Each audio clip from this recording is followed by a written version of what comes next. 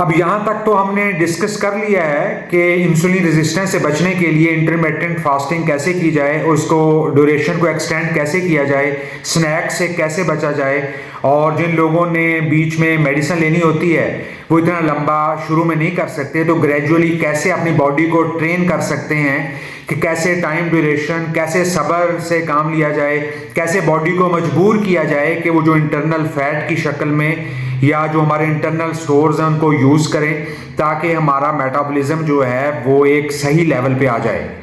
Next अब हम ये देखना चाहेंगे कि जब हम ये जो 8 घंटे का टाइम है जो कि वो विंडो पीरियड है जिसके अंदर हमने खाना खाना है, तो उसमें क्या क्या खा सकते हैं, क्या नहीं खाना हमने। तो जब हम ब्रेकफास्ट करते हैं यानी ब्रेकफास्ट यानी जब हम रोज़ा हमने ब्रेक करना है अपना, जो इंटरमिटेंट रोज़ा है हमारा रात का, तो उसको कैसे करना है।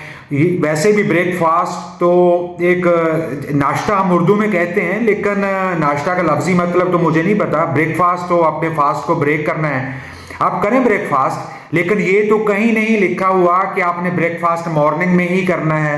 ब्रेकफास्ट 11 बजे भी हो सकता है, लंच से थोड़ी देर पहले भी हो सकता है, या लंच समझें कि आपने लंच स्किप कर दिया, जो आपका मॉर्निंग का ब्रेकफास्ट था वो आपने दोपहर को कर लिया।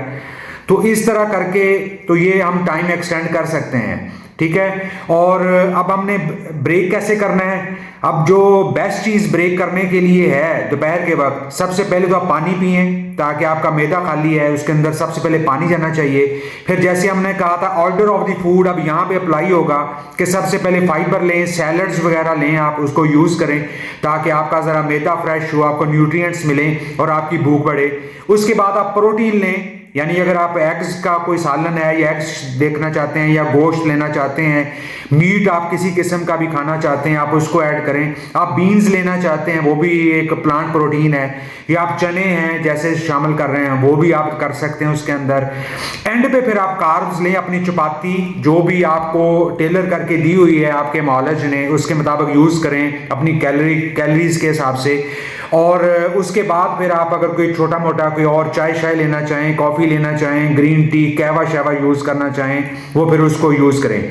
यानी अगर हम अपना रोज़ा ब्रेक करते हैं और सबसे पहले उठा के कार्ब से अपना पेट भर लेते हैं क्योंकि भूख लगी होती है, टाइम है खाने का, तो फिर वो जो आपने इतना कष्ट किया है, इतनी कसरत की है, 16 घंटे इतना जोखम उठाया है, तो उसका कोई फायदा नहीं है, तो आपने उसको ज़ाय कर दिया है। यानी आप वही आप यहाँ पे अप्लाई वही रूल करेंगे ऑर्डर ऑफ द फूड कि हम खाने की तरतीब को से आप इससे फ़ायदा उठाएंगे।